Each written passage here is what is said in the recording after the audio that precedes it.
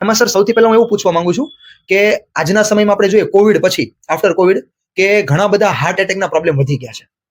હવે બીજી એક વસ્તુ શું છે, હમણાં છેલ્લા 2 વર્ષની અંદર જોઈએ ને તો યુથની અંદર હાર્ટ એટેક વધારે આવે છે. જેમ કે 35 વર્ષના 30 વર્ષથી લઈને 50 વર્ષની અંદર હાર્ટ એટેકનો રેશિયો બહુ વધતો જાય છે. આ વસ્તુ બનવા પાછળનું રીઝન શું હોઈ શકે? અને નાની ઉંમરના લોકોને ખાસ હાર્ટ એટેક આવે એટલે કંઈક મોટું રીઝન હશે. શું હોઈ શકે રીઝન તમારા મત મુજબ?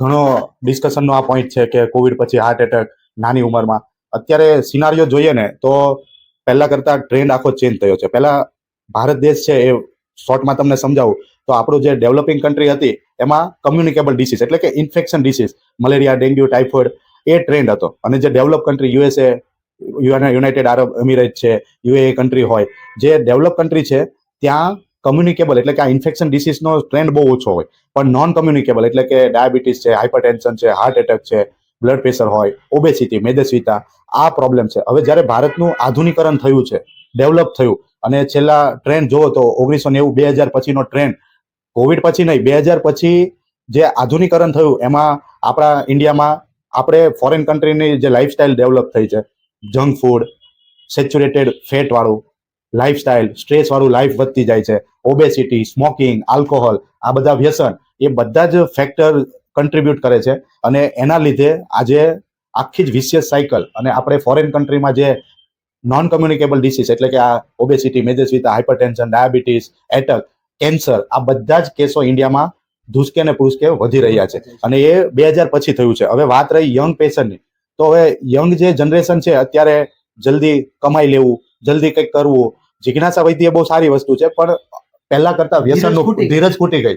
વ્યસનનું પ્રમાણ અત્યારે, વ્યસન જુઓ તો તમે સ્મોકિંગ, સિગારેટ, સ્મોકિંગ ઝોન જુઓ, કેટલા ધૂસકે ને પૂસકે વધે છે. મેં તો 8મા ધોરણના છોકરાને તે સિગરેટ પીવી. હવે પહેલા આજથી 20-50 વર્ષ પહેલા મર્યાદા, પહેલા પપ્પાથી ડરતા, આ બધું નહોતું. હવે આ બધું WhatsApp culture, Facebook culture, Bollywood, હોલિવૂડની લાઈફસ્ટાઈલ, સ્મોકિંગ જસ્ટ લાઈક એક પેશન હોય કે એનાથી કંઈક એમને ચાર્મિંગ કંઈક મળતું હશે, અંદર એન્ડોર્ફિયમ રિલીઝ થતું હશે, ડોપામિન, એટલે સ્મોકિંગના કેસ, ઓબેસિટી, રાતે 2-3 વાગ્યા સુધી ઉજાગરા, શરીરનું મેદસ્વીતા વાળું વજન, બ્લડ પ્રેશર. અત્યારે મારી હોસ્પિટલમાં તે 20 વર્ષથી 35 વર્ષના હૃદય, બીપી, સુગરના 1000 કરતા વધારે દર્દી સારવાર લેતા હશે.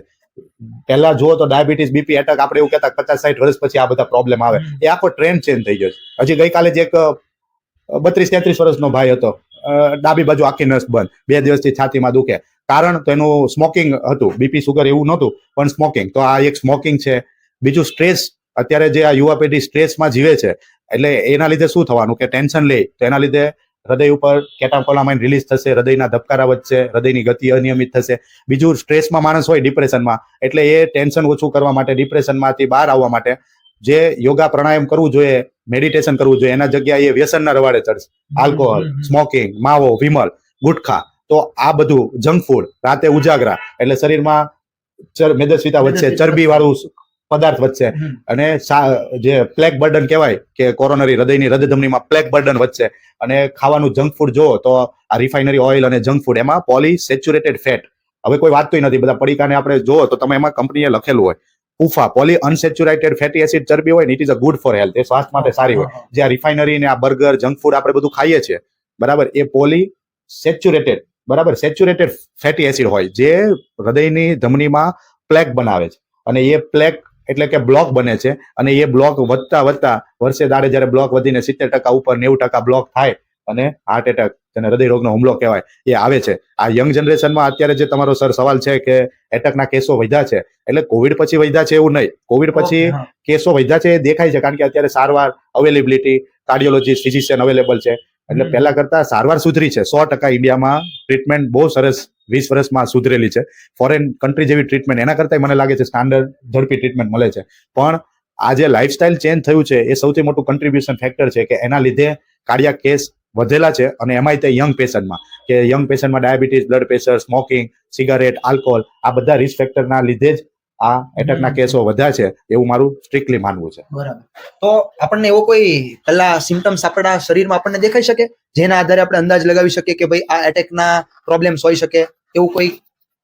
જ્યારે મોટો એટેક આવે, આપણે જેને એમ કહીએ, આમ લોકો એ વાતો કરે કે મોટો એટેક આવ્યો. મોટો એટેક શું, એટલે શું કે હૃદયની જે 3 નસ હોય, એલએડી, એલસીએક્સ ને આરસીએ, જમણી બાજુ પાછળની અને ડાબી, જે સાદી ભાષામાં કહેવાય, એ મોટી નસમાં જ્યારે બ્લોક થાય, જ્યારે નાના નાના બ્લોક ડેવલપ થતા હોય ત્યારે લક્ષણમાં છે ને હાંફી જવું, શ્વાસ ચડવો, 2 કિલોમીટર ચાલવાનું કહે તો ચલાય નહીં, 2 માળ ચડવાનું કહે તો ચડાય નહીં, ગભરામણ થાય, પરસેવો થાય, થાક લાગતો હોય, જોડે એનું વજન વધ્યું હોય, બીપી વધતું હોય, સુગર આવી જાય શરીરમાં, આ બધા રિસ્ક ફેક્ટર છે. એ આપણને સજેસ્ટ કરે કે આ ગમે ત્યારે અત્યારે નહીં તો આગળ જતા હૃદયની તકલીફ કરશે. જ્યારે આપણે આ રિસ્ક ફેક્ટરમાં આવતા હોઈએ, બીપી સુગરની શરૂઆત થઈ ગઈ હોય, કોલેસ્ટેરોલ લેવલ હાઈ રહેતું હોય, વજન વધ્યું હોય, મેદસ્વીતા હોય, આવા કોઈ લક્ષણ હોય કે ચાલો તો હાંફી જવાય, થાક લાગે, પરસેવો થોડી વાર થઈને સારું થઈ જાય, 2 માળ ચાલતા પહેલા ચલાતું હતું હવે નથી ચલાતું, છેલ્લા 2, 4, 6 મહિનાથી આ તકલીફ વધી છે, તો આ બધા સજેસ્ટ કરે છે કે આમને હૃદયમાં બ્લોક બનવાની શરૂઆત થઈ છે.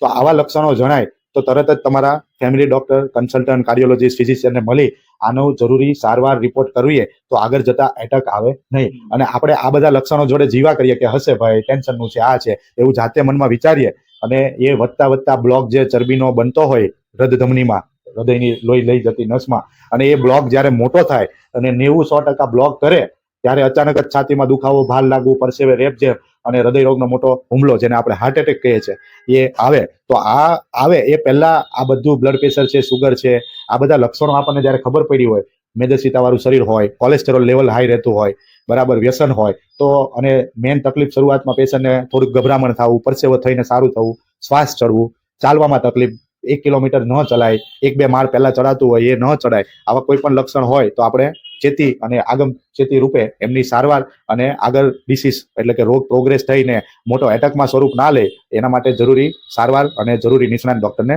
બતાવવું જોઈએ. હવે સાહેબ, વ્યક્તિના સ્વસ્થ જીવન માટે એક્સરસાઇઝ હોય, જીમ હોય, એ આમ કેટલું મેટર કરે છે? અને સાથે સાથે આજના સમયમાં જે ફાસ્ટ ફૂડ વધતું જાય છે, હવે મેં એવું ઘણી જગ્યા પર સાંભળ્યું છે કે તમે ફાસ્ટ ફૂડ ખાઓ પણ સાથે સાથે ડેઈલી એક્સરસાઇઝ કરો તો ઇક્વલ રહે એમ. આ બધી વસ્તુ સાચી છે કે પછી કઈક અંશે ખોટી પણ હોઈ શકે? હવે જે એક્સરસાઇઝ, યોગા, મેડિટેશનની વાત કરીએ તો મેઇન ઇન્ટેન્શન શું હોય છે કે જે એનર્જી આપણા શરીરમાં ખાઈએ ખોરાક રૂપે એટીપી, એનું સામે એટલું બર્ન્સ એટલે કે એટલું વપરાશ થવો જોઈએ, નહીતર ચરબીનો વધારો થવો અને પાછી આપણે જે ડિસ્કસ કરીએ વિશિયસ ઝેરી સાયકલ ચાલુ થાય, મેદસ્વીતા, પાછું બ્લડ પ્રેશર, સુગર, હૃદય, કોલેસ્ટેરોલ. એટલે જે એક્સરસાઇઝ રૂપમાં વોકિંગ, ચાલવા જઈએ, સાયકલ કરીએ કે જીમ કરો, એ બધાનો એક જ ઇન્ટેન્શન છે કે શરીરમાં એનર્જી જે એટીપી હોય એને ફેટ જે ચરબી હોય એને બાળે. એટલે જે વોકિંગ છે, એક્સરસાઇઝ, કશું તમને જીમનો ટાઈમ ન મળતો હોય તો બેસ્ટ કે રોજ 30 થી 45 મિનિટ અઠવાડિયામાં 5 થી 6 દિવસ ચાલો તો એ હૃદય માટેની સૌથી સારી એક્સરસાઇઝ છે કે સવારે મોર્નિંગ તમે ઉઠીને 30 થી 45 મિનિટ માટે ડેઈલી એવું અઠવાડિયામાં 5 થી 6 દિવસ પણ ચાલો, ઇટ ઇઝ ઇનફ. આ બહુ સારામાં સારી એક્સરસાઇઝ.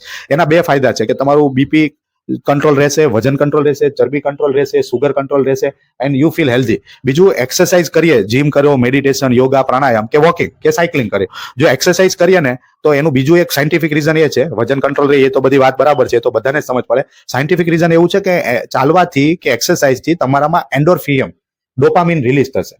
એ એન્ડોર્ફિયમ રિલીઝ થશે એ નેચરલ અંતઃસ્ત્રાવ છે કે એન્ડોર્ફિયમ નામનો જે ઉત્સેચક રિલીઝ થશે એનાથી તમારા શરીરની એનર્જી હાઈ લેવલે રહેશે, તમારું પીક લેવલે રહેશે, તમે તમારું કામ બહુ ઉત્સાહથી કરી શકો. એટલે કે જે માણસ સ્ટીરોઇડ ખાતા હોય, બરાબર, કે આલ્કોહોલ લેતા હોય કે સ્મોકિંગ લેતા હોય, કેમ? કારણ કે એને એવું લાગતું હોય કે આ લેવાથી જ મારું કામ થાય છે, વ્યસન કરવાથી જ કામ થાય છે. એનું રીઝન એન્ડોર્ફિયન અને ડોપામિન, મગજના જે ઉત્સેચકો જે શરીરને એક્ટિવ રાખે, બરાબર. તો મેં આજ સુધીમાં ક્યારેય મારી લાઈફમાં મેં સ્મોકિંગ નથી કર્યું કે નથી ટોબેકો ખાધું કે નથી આલ્કોહોલ. તો હું છેલ્લા 2015 થી આજે 10 વર્ષ થયા, હું 6 કલાક કરતા ઓછું ઊંઘું છું અને 18 કલાક કરતા વધારે ડેઈલી કામ કરું છું, પણ મને કોઈ દિવસ થાક લાગ્યો નથી. આજે અત્યારે તમારી જોડે બેઠું છું, રાતે 4-4:30 ઊંઘ્યો હતો અને 9 વાગે ઉઠીને કામ પર લાગી ગયો છું, કન્ટિન્યુ હજી કામ ચાલુ છે. તો એનું રીઝન એ છે કે એક્સરસાઇઝ અને નેચરલ, જે આ વ્યસન કરવાથી જે થાય છે ને એ થોડા ક્ષણિક છે, એનાથી લાંબા ટાઈમે લીવર ખરાબ થશે, ચરબી વધશે, એટેક આવશે, કિડની ખરાબ થશે. જ્યારે આપણે આ એક્સરસાઇઝ, યોગા કરીએ તો વજન, બીપી કંટ્રોલ રહે તો બરાબર છે, પણ જે નેચરલ અંતઃસ્ત્રાવ એન્ડોર્ફિયન અને ડોપામિન જે આપણને એક્ટિવ રાખે છે એ બેસ્ટ સોર્સ છે. એટલે મારી એડવાઇસ એવી છે કે રેગ્યુલર તમે જીમ કરો, it's good, yoga, pranayama, meditation, અને કંઈ ન કરી શકો તો બધા જ આજે જે જોઈ રહ્યા છો દર્શક મિત્રો, બધાને એડવાઇસ છે કે એટલીસ્ટ દિવસમાં 30 મિનિટ વોકિંગ કરો ને કરો. એનાથી, અને તમે એકવાર જાતે અજમાવી જુઓ, અઠવાડિયું 15 દિવસ રોજ ચાલશો, એટલા બધા ફ્રેશ રહેશો કે રોજ તમારી જે કામ કરવાની સ્પીડ હશે, જે બિઝનેસમાં હો, ભણતા હો, સ્ટુડન્ટ હો, બરાબર, ક્લાસ 1 ક્લાસ 2 ઓફિસર હો કે કોઈ પણ મજૂરી કરતા હો, હીરા કાપડમાં કોઈ પણ કામ કરતા હો, એ કામમાં તમારું ધ્યાન, એકાગ્રતા, કામની સ્પીડ અને કામનો ઉત્સાહ વધશે ને વધશે. એટલે એક્સરસાઇઝ, યોગાનો રોલ 100% છે અને છે જ.